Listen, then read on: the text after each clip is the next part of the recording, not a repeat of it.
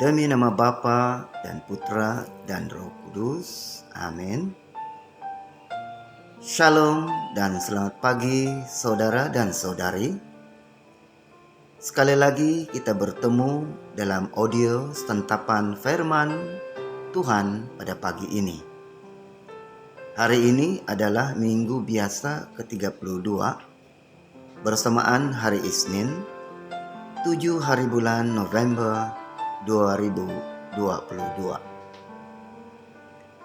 Pembacaan firman Tuhan hari ini dipetik daripada Injil Lukas bab 17 ayat 1 hingga 6. Marilah kita sama-sama mendengarkannya. Tuhan beserta kita sekarang dan selama-lamanya. Inilah Injil suci menurut Lukas. Dimuliakanlah Tuhan. Yesus berkata kepada murid-muridnya, tak mungkin tidak akan ada penyesatan. Tetapi celakalah orang yang menyebabkannya. Lebih baik baginya jika sebuah batu kilangan diikat pada lehernya, lalu ia dilemparkan ke dalam laut, daripada ia menyesatkan salah seorang yang lemah ini. Jagalah dirimu. Jika saudaramu berbuat dosa, tegurlah dia, dan jika ia menyesal, ampunilah dia. Bahkan jika ia berbuat dosa terhadapmu 7 kali sehari, dan 7 kali ia kembali kepadamu dan berkata, "Aku menyesal," engkau harus mengampuni dia. Lalu para rasul berkata kepada Tuhan, "Tambahkan iman kami." Tetapi Tuhan menjawab, "Jika kalian memiliki iman sebesar biji sesawi, kalian dapat berkata kepada pohon ara ini, 'Tercabutlah engkau dan tertanamlah di dalam laut.' Maka pohon itu akan menurut perintahmu." Injil Tuhan. Terpujilah Kristus.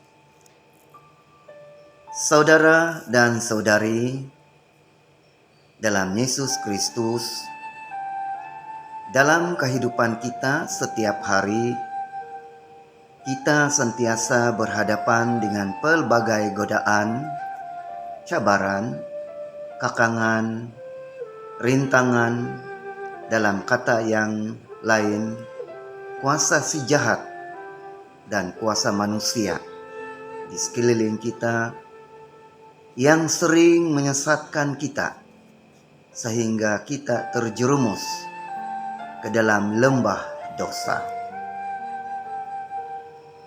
Kalau kita tidak menyadari perkara ini secara serius, maka sudah tentu kehidupan kita sebagai umat Kristus akan hancur, dan keluarga kita pun akan tidak bahagia selama-lamanya. Karena iman dan kepercayaan kita kepada Tuhan telah terabai. Oleh itu, saudara dan saudari, dalam Injil Lukas bab 17 ayat 3 yang kita telah dengar sebentar tadi, firman Tuhan menyatakan, "Jagalah dirimu."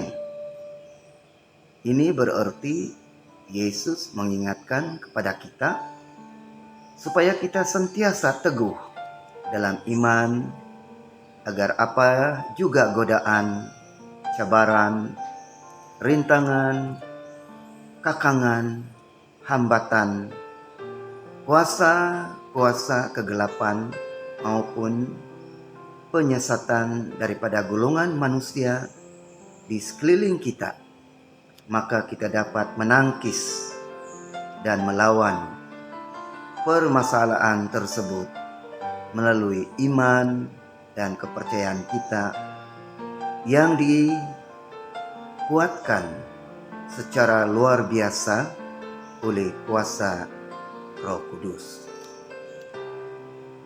Dalam Injil Yohanes bab 3 ayat 16, firman Tuhan menyatakan, "Karena begitu besar kasih Tuhan akan dunia ini, maka dikaruniakannya anaknya yang tunggal, yaitu Yesus Kristus, supaya setiap orang yang percaya kepadanya tidak binasa, melainkan menerima kehidupan yang kekal."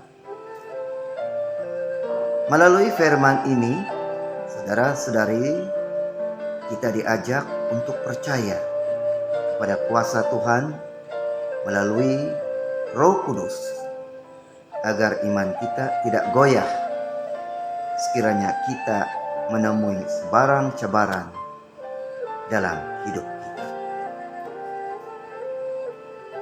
Saudara dan saudari, dalam Injil Lukas bab 17 ayat 3 juga kita mendengar sebentar tadi, juga firman Tuhan mengatakan, "Kalau saudaramu berbuat dosa, tegurlah dia, dan jikalau dia menyesal, ampunilah dia."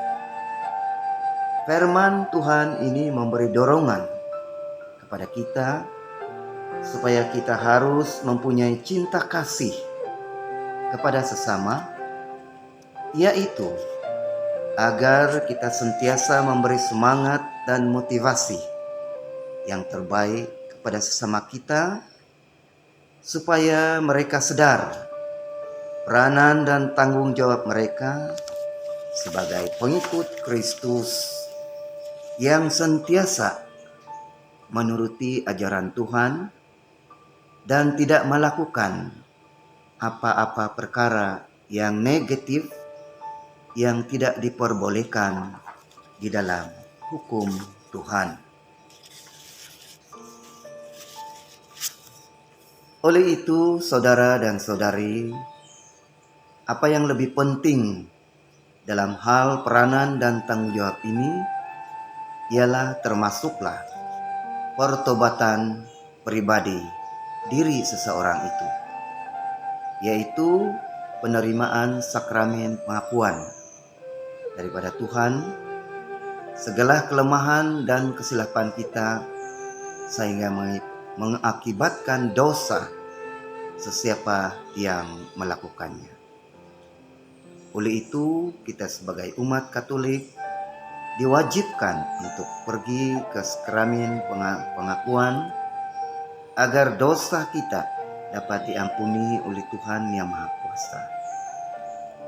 Inilah ajaran gereja yang perlu kita turuti bersama sampai selama-lamanya. Semoga Tuhan memberkati kita semua, atas nama Bapa dan Putra dan Roh Kudus. Amin.